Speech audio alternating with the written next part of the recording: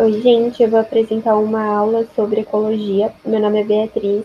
Os outros membros do grupo são a Camila e o Miguel, e eles vão apresentar outras partes. Então, vamos começar sobre o que é ecologia. E ecologia é o estudo da vida em casa. Portanto, estuda o meio ambiente e os seres vivos e o padrão de interação deles entre si. O assunto sobre ecologia se divide em níveis de organização que são população, comunidade, ecossistemas e biosfera. A ecologia é um tema que desperta interesse desde o início da história da humanidade e está sempre presente ao longo da história do planeta. Já que na sociedade primitiva, todos os indivíduos necessitavam conhecer o seu ambiente, portanto, eles precisavam entender sobre as forças da natureza, as plantas e os animais ao seu redor para a sobrevivência. Hoje, devido às conquistas tecnológicas, os humanos não percebem o quanto dependem do ambiente natural para suas necessidades diárias. Então, nós seres humanos precisamos de ar, água e indiretamente de alimento, além de outros serviços fornecidos pelo meio ambiente para a sobrevivência. Porém, muitas vezes, as pessoas elas não se atentam de onde provém tais recursos naturais para a manutenção da vida. Assim, os humanos eles tendem a considerar normais os bens e serviços provenientes da natureza e muitas vezes considerando como recursos ilimitados ou, de alguma forma, repostos por inovações tecnológicas, mesmo sabendo que necessidades vitais, como o oxigênio e a água, podem ser recicláveis, mas não podem ser substituíveis.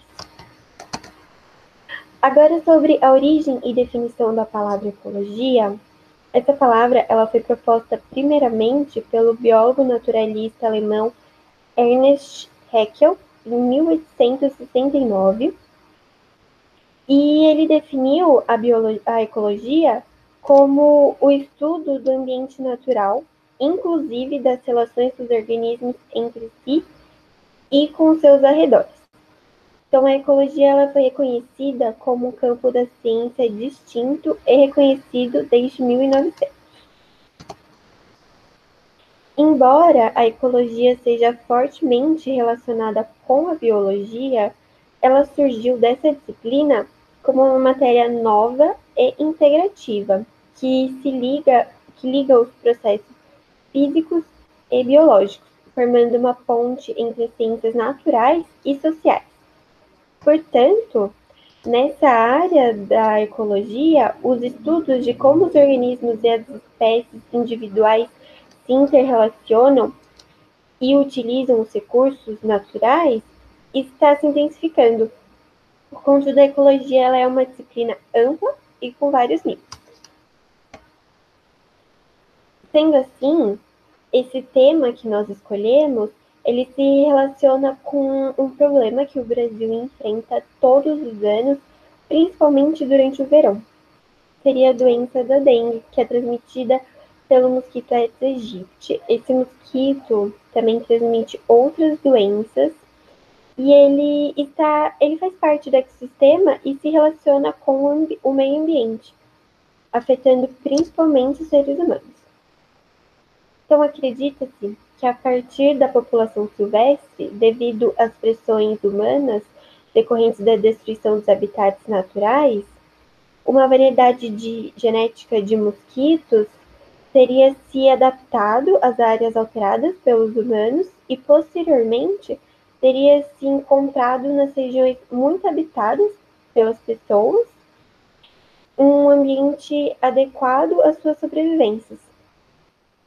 Oi, meu nome é Camila e eu vou dar continuidade ao assunto Aedes aegypti que a Bia estava falando com vocês agora há pouco. Bom, o foco agora vai ser o Aedes aegypti no Brasil, então eu vou comentar um pouquinho de como ele age no nosso país. Primeiramente, ele é originário da África, mas ele pode ser encontrado atualmente no mundo inteiro, principalmente em países tropicais, que é no caso como o Brasil. Aqui no Brasil, ele é conhecido popularmente como mosquito da dengue. Mas ele não só transmite a dengue, como também muitas doenças. Ele transmite a chikungunya, a zika e a febre amarela, sendo todas elas transmitidas através da sua picada. Bom, o mosquito da dengue, ele é muito bem adaptado em zonas urbanas. E sem os devidos cuidados, ele pode se proliferar muito rápido em nossas casas, pois eles buscam locais que têm uma alta população, porque eles têm preferência pelo sangue humano como forma de alimentação. Por conta disso, temos muitas campanhas de prevenção contra o mosquito da dengue. E eu vou falar um pouquinho para vocês sobre.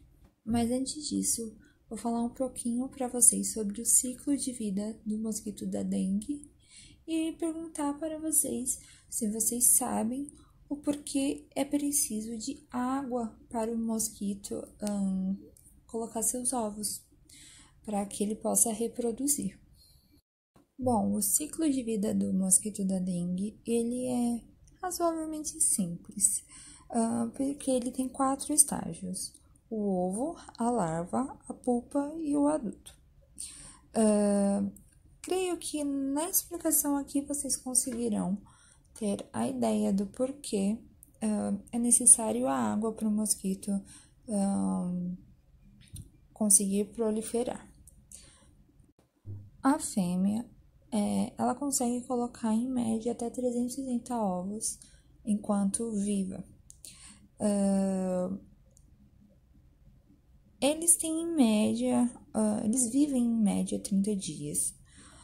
Depois da parte adulta, já depois de adultos, eles conseguem viver em média 30 dias, principalmente as fêmeas, pela questão de colocar os ovos. E eles não precisam de colocar ovos em água limpas, como muita gente pensou. Atualmente existem estudos que eles também conseguem colocar ovos em águas sujas, como por exemplo o esgoto. O desenvolvimento de ovo, larva, pupa e adulto demora cerca de 10 dias. Após isso, ele vive em média os 30 dias. Bom, agora eu vou colocar um vídeo um pouquinho mais explicativo para vocês, com imagens reais, falando um pouco do ciclo de vida do mosquito. O nome do vídeo é Aedes aegypti e Aedes albopictus, uma ameaça nos trópicos. É um documentário, na verdade, ele é bem interessante, mas eu vou mostrar só um pedacinho falando sobre o ciclo de vida do Aedes aegypti. Os ovos são dispersos em pequenos grupos de 3 a 10, em mais de um criadouro. Tendo aproximadamente 1 milímetro de comprimento, no momento da postura são brancos. E em contato com o ar, vão escurecendo até ficarem negros após 2 horas.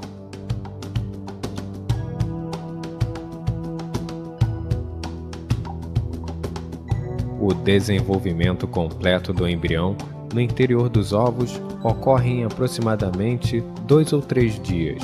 Essa variação de tempo depende da temperatura do ambiente. Uma vez completado o desenvolvimento embrionário, os ovos permanecem viáveis por aproximadamente 1 ano.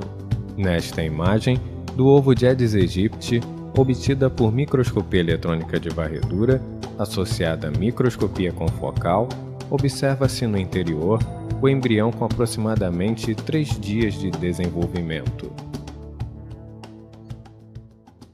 Os estágios de desenvolvimento dos mosquitos Aedes aegypti e Aedes albopictus são ovo, larva, pupa e forma alada. O ciclo de vida desses mosquitos, desde o momento da eclosão dos ovos até a emersão da forma alada, é de 8 a 10 dias, variando de acordo com a temperatura e a disponibilidade de nutrientes. Quando o nível da água se eleva nos criadouros e banha os ovos, em aproximadamente 30 minutos, as larvas começam a eclodir.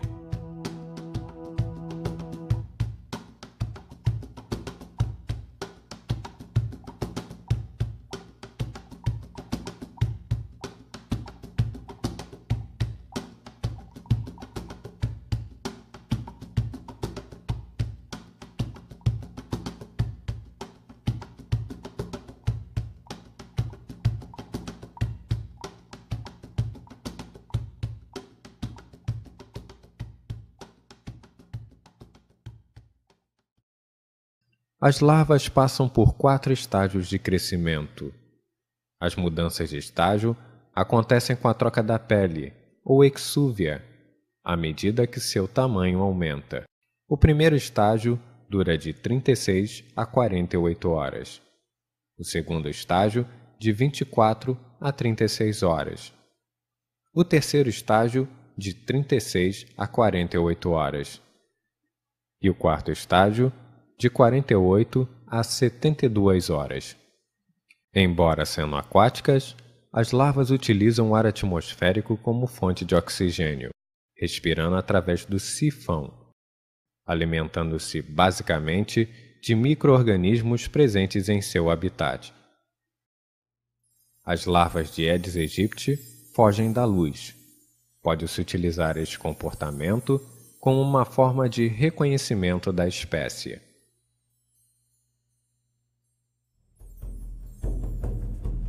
Após o quarto estágio, as larvas se transformam em pupas.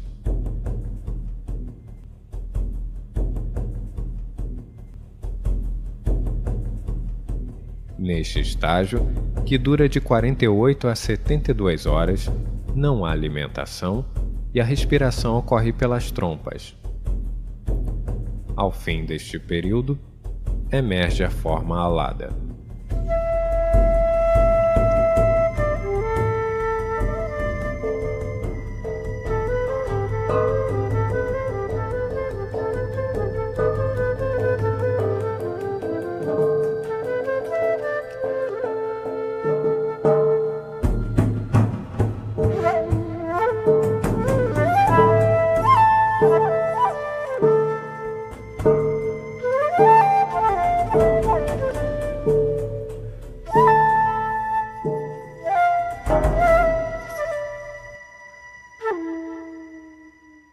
Bom, eu espero que o vídeo tenha ajudado a vocês a entender um pouquinho mais sobre o ciclo de vida do Aedes aegypti. E respondido a pergunta que eu tinha feito, que é sobre o porquê esse mosquito precisa da água para colocar seus ovos. Bom, respondendo, é basicamente porque assim que o ovo eclodiu, a fase larval, ele precisa da água, pois é nela que ele vai se alimentar e também usá-la para o seu crescimento, tanto como pupa para a fase adulta. Bom, é a partir disso que podemos falar sobre um pouco da prevenção contra o mosquito da dengue, que é bem simples. A primeira que eu coloquei no tópico foi a limpar a caixa d'água, porque às vezes a caixa d'água ela fica aberta, estampada, a tampa abre um pouquinho e esses mosquitos aproveitam e colocam seus ovos lá. Como a caixa d'água ela é às vezes de uso para usar água para fazer comida, tomar banho, até mesmo para beber, é aconselhável que se limpe a caixa d'água pelo menos uma vez na semana e feche bem, deixe bem lacradinho, para que não tenha possibilidade do mosquito da dengue colocar seus óvulos na caixa. A segunda é limpar pneus velhos, pois às vezes quando chove, deixando o pneu um pouquinho de canto, pode ter o acúmulo de água na parte de dentro do pneu. E os mosquitos se aproveitam disso também. Eles se aproveitam de qualquer oportunidade. Então, é muito bom virar os pneus, dar uma boa limpada também, assim como na caixa d'água. É importante também virar garrafas de ponta cabeça, porque garrafas normalmente têm líquidos, em caso de chuvas também pode entrar água, então qualquer tipo de prevenção é muito bom, e uma delas é colocar a garrafa debaixo de ponta cabeça. É muito importante também não deixar lixo acumular, não deixar muita sujeira, porque às vezes lixos podem haver líquido, água, e isso pode atrair o mosquito. Então é sempre importante fechar bem, dar um nozinho no lixo para que o mosquito não se aproveite de qualquer oportunidade. Uma outra ideia também é colocar areia nos pratinhos das plantas, ao invés de deixar água, porque eles se aproveitam também dos pratinhos e colocam os ovos lá. E muitas das vezes a gente acaba esquecendo dos pratinhos, porque a gente pensa que a planta necessita da água, mas não é muito bom deixar a água parada por conta disso. E é usando esse último tópico, que o Miguel vai falar um pouquinho sobre um experimento que vocês podem fazer em casa para reduzir a possibilidade de prevenir o mosquito da dengue dentro de casa. Meu nome é Miguel e eu vou ensinar vocês a fazer esse vaso aqui, que é um vaso completamente anti-mosquito da dengue. E o motivo disso eu vou explicar só no final da aula. Vamos agora para os passos de como fazer esse vaso aqui. Para fazer o vaso, nós vamos precisar de um rolo de barbante, uma tesoura, um estilete, um canetão, um prego, um alicate, uma fita métrica e uma garrafa PET, além de água, terra e uma planta que a gente queira que fique no vaso. O primeiro passo vai ser cortar 3 fios de barbante de aproximadamente 40 centímetros cada.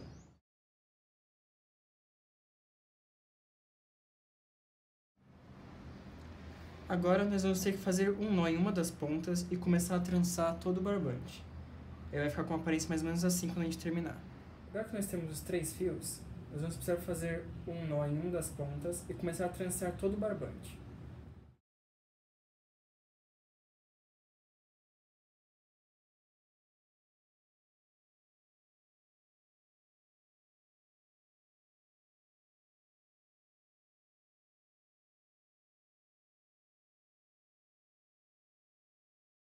Mas e aí? Para que vai servir esse barbante? Isso eu responder só no final do experimento, mas eu quero que você já deixe anotado em algum lugar para que você acha que vai servir esse barbante aqui. No segundo passo, nós vamos precisar cortar essa garrafa no meio. Para isso você pode usar um canetão para marcar primeiro onde você vai cortar e começar com o estilete e depois ir com a tesoura.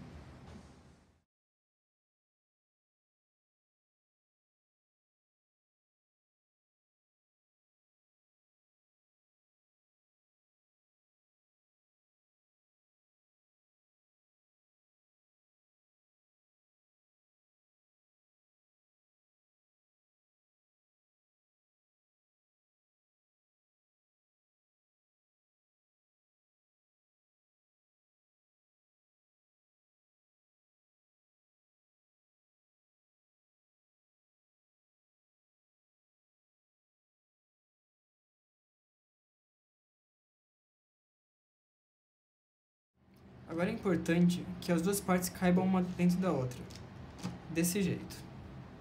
Se não tiver certo, você pode ir cortando até começar a caber desse jeito aqui. Um passo um pouco mais complicado, nós vamos precisar de tomar um pouco mais de cuidado com ele. Nós vamos precisar fazer um furo nessa tampa aqui. Para isso, nós vamos usar um parafuso ou um prego quente. No caso, eu vou usar o fogão para esquentar ele, mas você pode usar um isqueiro, vai ser até mais fácil. A única coisa que é mais importante é você ter alguma coisa que possa usar para segurar esse parafuso, esse prego, que não seja a sua mão, porque o metal é um bom condutor e você vai acabar queimando a sua mão, se você não tomar cuidado.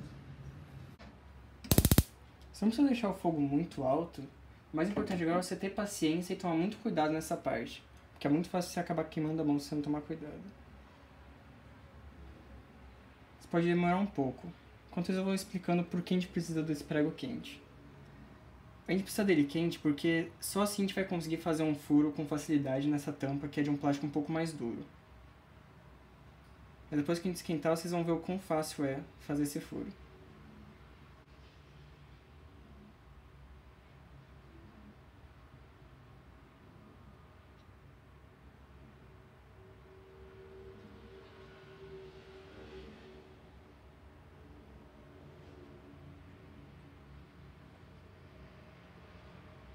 Agora que o prego já está quente, vocês vão ver o quão fácil é você fazer esse furo.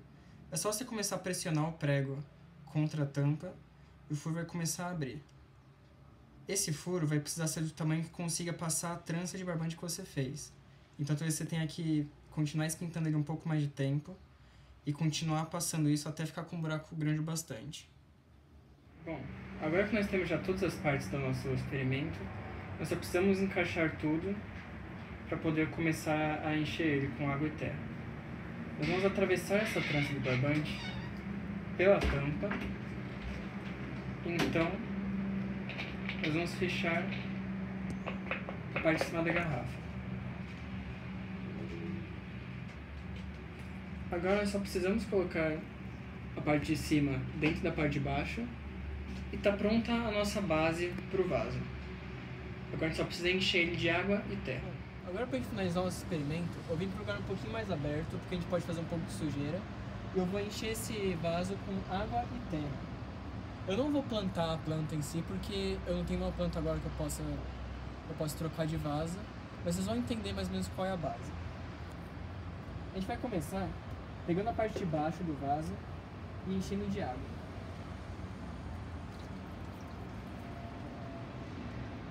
Até mais ou menos onde a tampa vai acabar parando. Você pode parar um pouquinho antes e ir verificando até onde você quer que enche de água.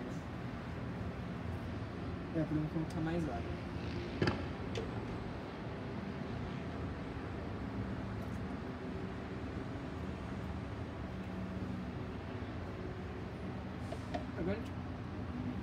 Agora a gente vai pegar a parte de cima e vai ir enchendo ela de terra, sempre tomando cuidado para manter o barbante colocado no meio da terra. Você não pode deixar ele todo afundado, porque senão não vai funcionar do jeito que a gente espera que funcione o vaso.